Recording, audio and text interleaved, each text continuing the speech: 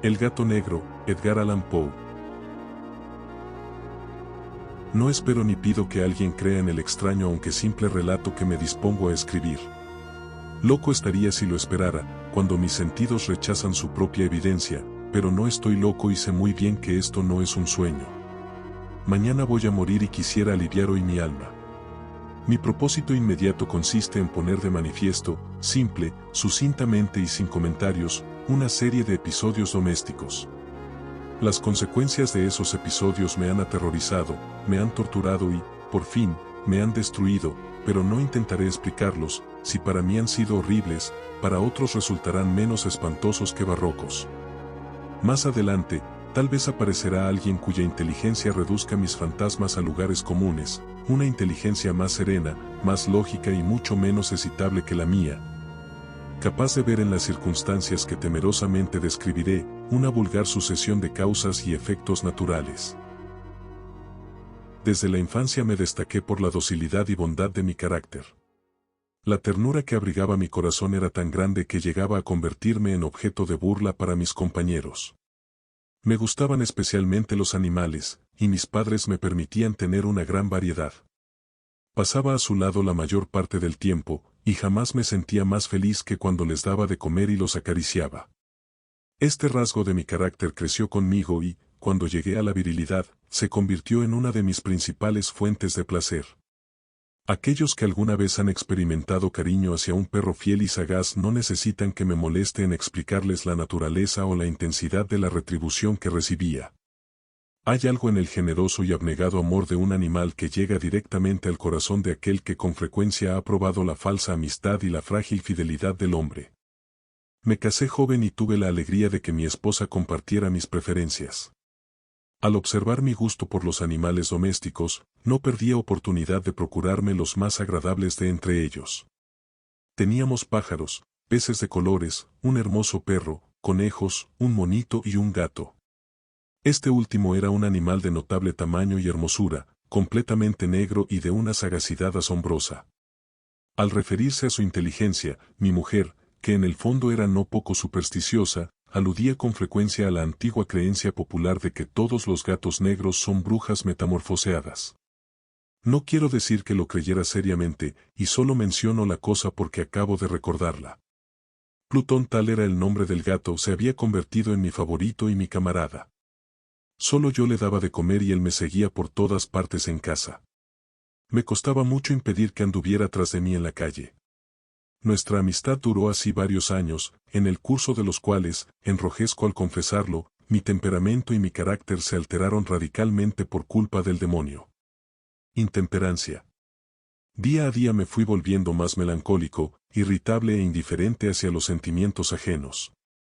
Llegué, incluso, a hablar descomedidamente a mi mujer y terminé por infligirle violencias personales. Mis favoritos, claro está, sintieron igualmente el cambio de mi carácter. No solo los descuidaba, sino que llegué a hacerles daño.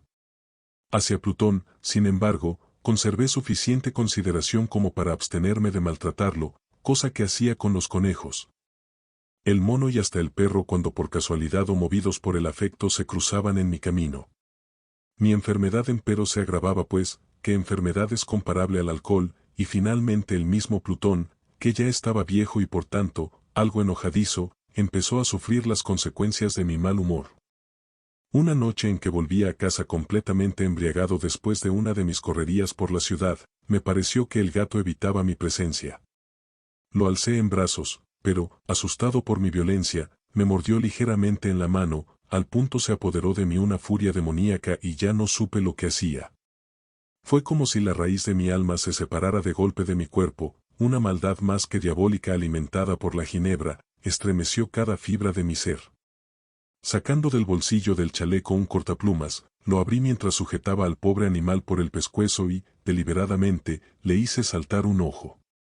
Enrojezco, me abrazo, tiemblo mientras escribo tan condenable atrocidad. Cuando la razón retornó con la mañana, cuando hube disipado en el sueño los vapores de la orgía nocturna, sentí que el horror se mezclaba con el remordimiento ante el crimen cometido. Pero mi sentimiento era débil y ambiguo, no alcanzaba a interesar al alma, una vez más me hundí en los excesos y muy pronto ahogué en vino los recuerdos de lo sucedido. El gato, entretanto, mejoraba poco a poco. Cierto que la órbita donde faltaba el ojo presentaba un horrible aspecto, pero el animal no parecía sufrir ya. Se paseaba, como de costumbre, por la casa, aunque, como es de imaginar, huía aterrorizado al verme. Me quedaba aún bastante de mi antigua manera de ser para sentirme agraviado por la evidente antipatía de un animal que alguna vez me había querido tanto. Pero ese sentimiento no tardó en ceder paso a la irritación, y entonces, para mi caída final e irrevocable, se presentó el espíritu de la perversidad. La filosofía no tiene en cuenta a este espíritu, y, sin embargo, tan seguro estoy de que mi alma existe como de que la perversidad es uno de los impulsos primordiales del corazón humano. Una de las facultades primarias indivisibles, uno de esos sentimientos que dirigen el carácter del hombre. ¿Quién no se ha sorprendido a sí mismo 100 veces en momentos en que cometía una acción tonta o malvada por la simple razón de que no debía cometerla? ¿No hay en nosotros una tendencia permanente que enfrenta descaradamente al buen sentido, una tendencia a transgredir lo que constituye la ley por el solo hecho de serlo?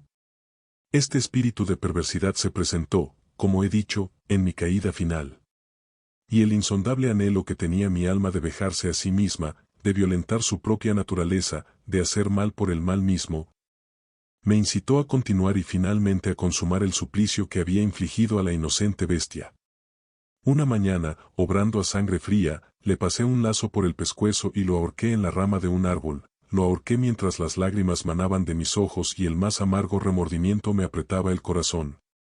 Lo ahorqué porque recordaba que me había querido y porque estaba seguro de que no me había dado motivo para matarlo, lo ahorqué porque sabía que, al hacerlo cometía un pecado mortal que comprometería mi alma hasta llevarla si ello fuera posible, más allá del alcance de la infinita misericordia del Dios más misericordioso y más terrible.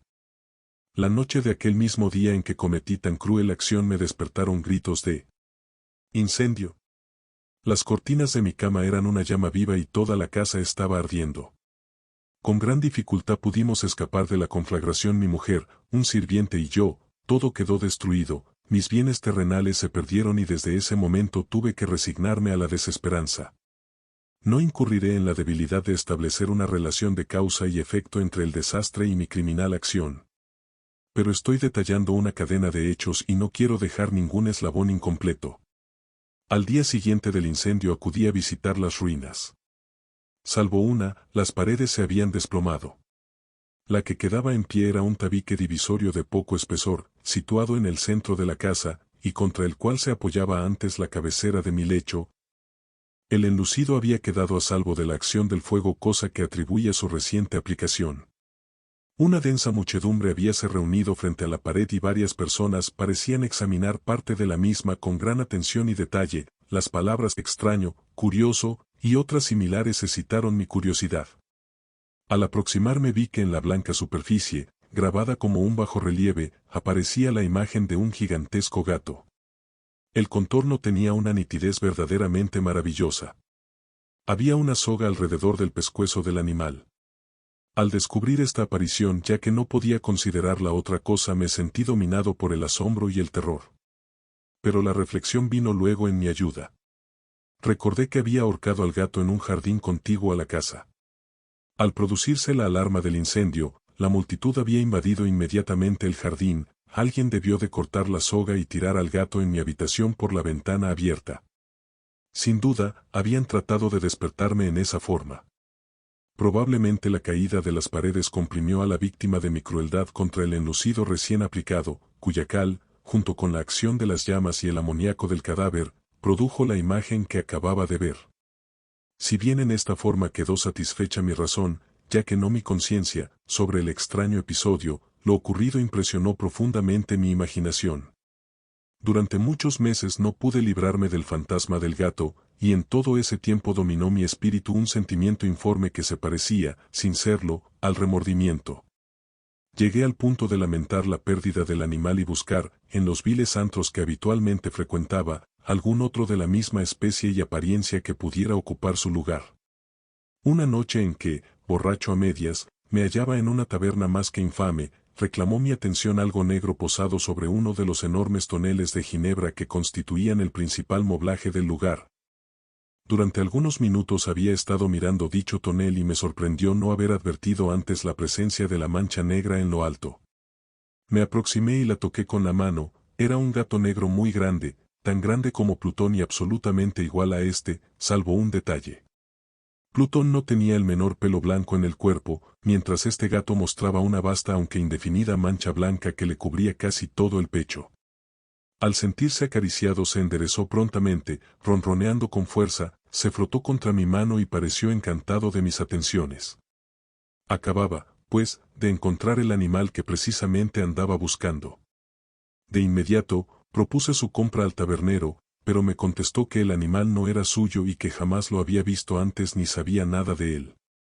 Continué acariciando al gato y, cuando me disponía a volver a casa, el animal pareció dispuesto a acompañarme.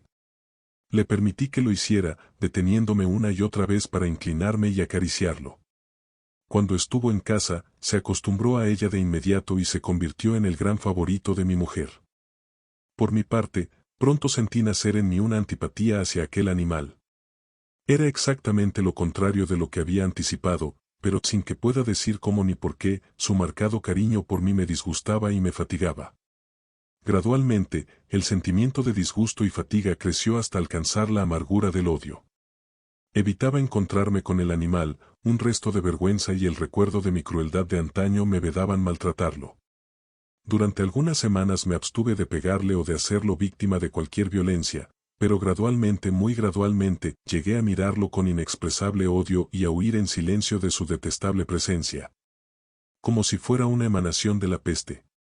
Lo que, sin duda, contribuyó a aumentar mi odio fue descubrir, a la mañana siguiente de haberlo traído a casa, que aquel gato, igual que Plutón, era tuerto. Esta circunstancia fue precisamente la que lo hizo más grato a mi mujer, quien, como ya dije, poseía en alto grado esos sentimientos humanitarios que alguna vez habían sido mi rasgo distintivo y la fuente de mis placeres más simples y más puros. El cariño del gato por mí parecía aumentar en el mismo grado que mi aversión. Seguía mis pasos con una pertinencia que me costaría hacer entender al lector. Dondequiera que me sentara venía a ovillarse bajo mi silla o saltaba a mis rodillas, prodigándome sus odiosas caricias. Si echaba a caminar, se metía entre mis pies, amenazando con hacerme caer, o bien clavaba sus largas y afiladas uñas en mis ropas, para poder trepar hasta mi pecho. En esos momentos, aunque ansiaba aniquilarlo de un solo golpe, me sentía paralizado por el recuerdo de mi primer crimen, pero sobre todo quiero confesarlo ahora mismo por un espantoso temor al animal. Aquel temor no era precisamente miedo de un mal físico y, sin embargo, me sería imposible definirlo de otra manera. Me siento casi avergonzado de reconocer, sí, aún en esta celda de criminales me siento casi avergonzado de reconocer que el terror, el espanto que aquel animal me inspiraba, era intensificado por una de las más insensatas quimeras que sería dado concebir. Más de una vez mi mujer me había llamado la atención sobre la forma de la mancha blanca de la cual ya he hablado, y que constituía la única diferencia entre el extraño animal y el que yo había matado. El lector recordará que esta mancha, aunque grande, me había parecido al principio de forma indefinida, pero gradualmente, de manera tan imperceptible que mi razón luchó durante largo tiempo por rechazarla como fantástica. La mancha fue asumiendo un contorno de rigurosa precisión, representaba ahora algo que me estremezco al nombrar, y por ello odiaba, temía y hubiera querido librarme del monstruo si hubiese sido capaz de atreverme. Representaba, digo, la imagen de una cosa atroz, siniestra. La imagen del patíbulo. O lúgubre y terrible máquina del horror y del crimen, de la agonía y de la muerte. Me sentí entonces más miserable que todas las miserias humanas. Pensar que una bestia, cuyo semejante había yo destruido desdeñosamente, una bestia era capaz de producir tan insoportable angustia en un hombre creado a imagen y semejanza de Dios. Ay, ni de día ni de noche pude ya gozar de la bendición del reposo. De día, aquella criatura no me dejaba un instante solo, de noche, despertaba hora a hora de los más horrorosos sueños, para sentir el ardiente aliento de la cosa en mi rostro y su terrible peso. Pesadilla encarnada de la que no me era posible desprenderme apoyado eternamente sobre mi corazón. bajo el agobio de tormentos semejantes, sucumbió en mí lo poco que me quedaba de bueno. Solo los malos pensamientos disfrutaban ya de mi intimidad, los más tenebrosos, los más perversos pensamientos. La melancolía habitual de mi humor creció hasta convertirse en aborrecimiento de todo lo que me rodeaba y de la entera humanidad, y mi pobre mujer, que de nada se quejaba. Llegó a ser la habitual y paciente víctima de los repentinos y frecuentes arrebatos de ciega cólera a que me abandonaba. Cierto día, para cumplir una tarea doméstica, me acompañó al sótano de la vieja casa donde nuestra pobreza nos obligaba a vivir. El gato me siguió mientras bajaba la empinada escalera y estuvo a punto de tirarme cabeza abajo, lo cual me exasperó hasta la locura. Alzando un hacha y olvidando en mi rabia los pueriles temores que hasta entonces habían detenido mi mano, descargué un golpe que hubiera matado instantáneamente al animal de haberlo alcanzado. Pero la mano de mi mujer detuvo su trayectoria. Entonces, llevado por su intervención a una rabia más que demoníaca, me zafé de su abrazo y le hundí el hacha en la cabeza. Sin un solo quejido cayó muerta a mis pies. Cumplido este espantoso asesinato, me entregué al punto y con toda sangre fría a la tarea de ocultar el cadáver. Sabía que era imposible sacarlo de casa, tanto de día como de noche, sin correr el riesgo de que algún vecino me observara. Diversos proyectos cruzaron mi mente. Por un momento pensé en descuartizar el cuerpo y quemar los pedazos, luego se me ocurrió cavar una tumba en el piso del sótano. Pensé también si no convenía arrojar el cuerpo al pozo del patio o meterlo en un cajón, como si se tratara de una mercadería común, y llamar a un mozo de cordel para que lo retirara de casa. Pero, al fin, di con lo que me pareció el mejor expediente y decidí emparedar el cadáver en el sótano, tal como se dice que los monjes de la Edad Media emparedaban a sus víctimas. El sótano se adaptaba bien a este propósito, sus muros eran de material poco resistente y estaban recién revocados con un mortero ordinario, que la humedad de la atmósfera no había dejado endurecer. Además, en una de las paredes se veía la saliencia de una falsa chimenea, la cual había sido rellenada y tratada de manera semejante al resto del sótano. Sin lugar a dudas, sería muy fácil sacar los ladrillos en esa parte, introducir el cadáver y tapar el agujero como antes, de manera que ninguna mirada pudiese descubrir algo sospechoso.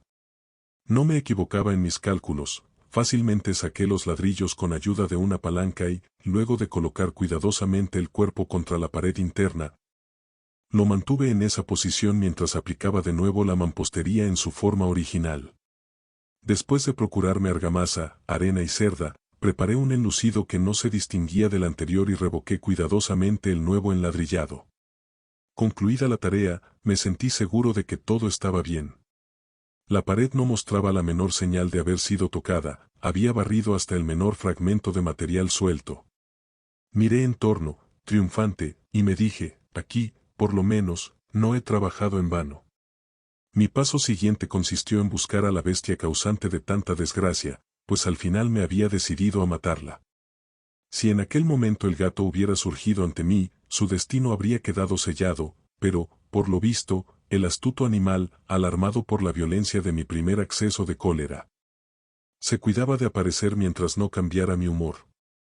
Imposible describir o imaginar el profundo, el maravilloso alivio que la ausencia de la detestada criatura trajo a mi pecho. No se presentó aquella noche, y así, por primera vez desde su llegada a la casa. Pude dormir profunda y tranquilamente, sí, pude dormir, aun con el peso del crimen sobre mi alma. Pasaron el segundo y el tercer día y mi atormentador no volvía. Una vez más respiré como un hombre libre.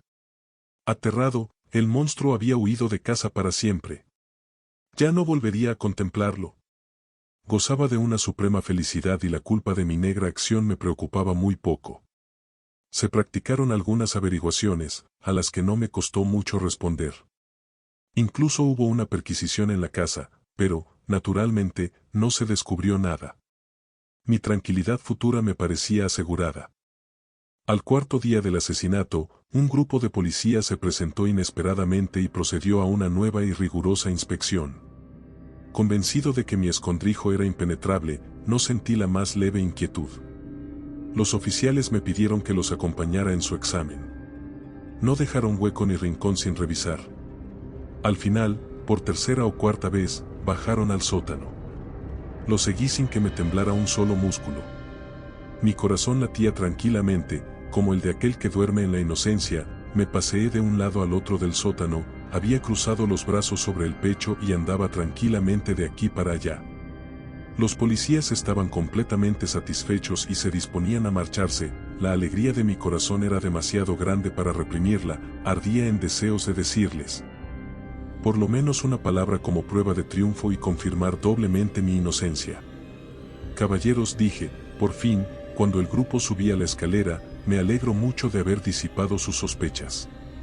Les deseo felicidad y un poco más de cortesía, dicho sea de paso, caballeros, esta casa está muy bien construida.